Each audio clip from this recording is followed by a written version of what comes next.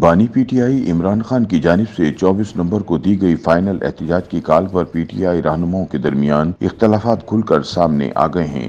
تاہم وزیر اعلیٰ خیبر پختونخوا علی امین گنڈاپور اور بشرا بی بی ناراض رہنماؤں کو رام کرنے کے لیے کوشاں ہیں، تاہم ابھی تک وہ اس میں کامیاب ہوتے دکھائی نہیں دے رہے۔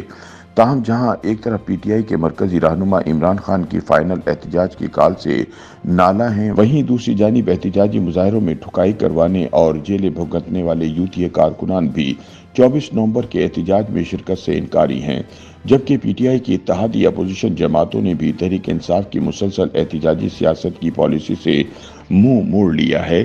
ایسے میں پی ٹی آئی کی فائنل احتجاج کی کال ناکامی کا شکار ہوتی دکھائی دیتی ہے۔ ذرائع کے مطابق قومی اسمبلی میں اپوزیشن لیڈر عمر ایوب اور پی ٹی آئی کے بعض سینئر رہنما فوری احتجاج کے مخالف ہیں اور انہوں نے اس بارے میں عمران خان کو پیغام بھی بھجوا دیا تھا، لیکن اس کے باوجود بانی پی ٹی آئی نے احتجاج کی تاریخ دے دی۔ ذرائع کے بقول پی ٹی آئی رہنما مکمل تیاری کے بعد احتجاج کی تاریخ کا اعلان کرنے کے حق میں تھے اور اس حوالے سے بانی پی ٹی آئی کو قائل کرنا چاہتے تھے، لیکن ملاقات نہ ہونے پر عمر ایوب کا پیغام عمران خان کو پہنچایا گیا، لیکن عمران خان احتجاج کی تاریخ تبدیل کرنے پر راضی نہ ہوئے۔ اگلے روز علیمہ خان نے میڈیا کے سامنے بانی P T I Imran Khan کا پیغام پہنچاتے ہوئے کہا تھا کہ عمران خان نے 24 نومبر کو پاکستان سمیت دنیا بھر میں احتجاج کی کال دے دی ہے۔ عمران خان کی جانب سے علیمہ خان ہی کی زبانی اسلام آباد مارچ کے اعلان پر نہ صرف اہم پارٹی رہنما نالاں ہیں بلکہ مسلسل احتجاج اور قائدین کی عدم دلچسپی کے باعث کارکنوں کے حوصلے بھی پست ہیں اور ایسے وقت میں وہ بغیر تیاری کے فیصلہ کن احتجاج کی کال کو سمجھ سے بالاتر قرار دے رہے ہیں۔ پارٹی کے ایک اہم رہنما نے بتایا کہ اس وقت پارٹی قائدین اور منتخب نمائندے احتجاج کے حق میں نہیں ہیں۔ اس وقت پارٹی شدید اختلافات سے دوچار ہے اور مرکزی قائدین علی امین گنڈاپور سے بھی ناخوش ہیں۔ انہوں نے بتایا کہ اکثر احتجاج اور جلسوں کے دوران قائدین غائب ہو جاتے ہیں، جبکہ احتجاج کا مقصد ختم ہونے پر بھی کارکن نالاں ہیں۔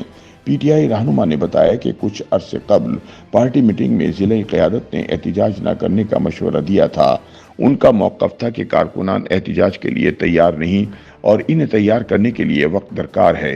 تاہم پی ٹی آئی نے اچانک احتجاج کی تاریخ دے کر ہمیں امتحان میں ڈال دیا ہے۔ دوسری جانب مبصرین کے مطابق اس بار کارکنوں کو باہر نکالنا پی ٹی آئی کے لیے بڑا چیلنج ہوگا، کیونکہ کارکنان اور یہاں تک منتخب نمائندے بھی احتجاج اور دھرنوں سے تنگ آ گئے ہیں اور احتجاج کے بجائے آرام کا مشورہ دے رہے ہیں۔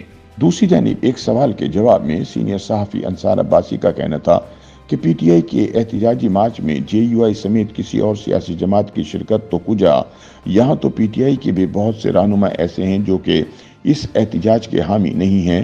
وہ سمجھتے ہیں کہ احتجاج کرنے سے رہنماؤں کے خلاف مقدمات بڑھیں گے، احتجاج کرنے سے سیاسی رہنما کارکن جیل میں قید ہوں گے، بشرا بی بی بھی دوبارہ قید ہو سکتی ہیں اور سب سے بڑھ کر عمران خان کی سزا مزید بڑھ سکتی ہے۔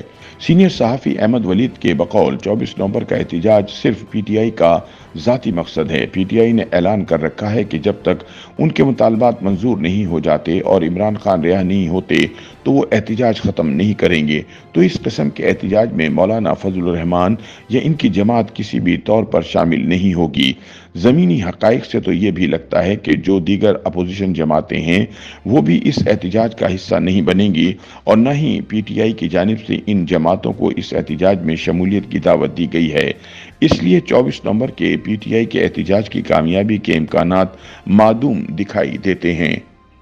یوٹیوب پر گوگلی نیوز دیکھنے کے لیے youtube.com کی سرچ بار میں googly news T V type کریں۔ گوگلی نیوز کے پیج پر سرخ رنگ کے سبسکرپشن والے بٹن پر کلک کرنا نہ بھولیے۔ یوٹیوب پیج پر اپلوڈ ہونے والی ویڈیوز سے باخبر رہنے کے لیے بیل آئیکن پر کلک کیجیے۔ آپ کو ہر نئی ویڈیو کے بارے میں نوٹیفیکیشن موصول ہو جائے گا۔